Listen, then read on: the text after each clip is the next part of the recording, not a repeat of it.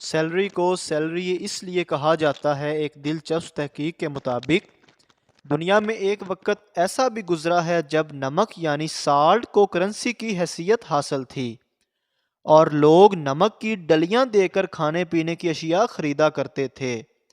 اس دور میں نمک کی اہمیت اس قدر بڑھ گئی کہ چین کے بادشاہ نے 2200 قبل مسیح میں نمک پر باقاعدہ ٹیکس عائد کر دیا۔ یونان کے تاجر نمک کے بدلے غلاموں کی تجارت کیا کرتے تھے۔ روم کے بادشاہ جولیس سیزر اپنے فوجیوں کو نمک کی صورت میں تنخواہ دیا کرتا تھا۔ ہندوستان میں نمک کے بدلے ہاتھی خریدے جاتے تھے۔ ہم لوگ انگلش میں تنخواہ کو سیلری کہتے ہیں۔ اس کا نمک کے ساتھ گہرا تعلق ہے۔ لاطینی زبان میں نمک کو سیل کہا جاتا ہے۔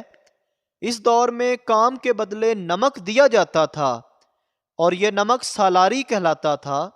یہ لفظ سالاری سے اب سیلری بن چکا ہے، اس لیے ہم تنخواہ کو سیلری کہتے ہیں۔ آج آپ کو کام کی محنت کے بعد 2 تنخواہ ملتی ہے، آپ اسے سیلری نہیں کہہ سکتے کیونکہ یہ عموماً مسائل میں آٹے میں نمک کے برابر ہوتی ہے۔ آپ کو یہ معلومات کیسی لگی ضرور بتائیے گا۔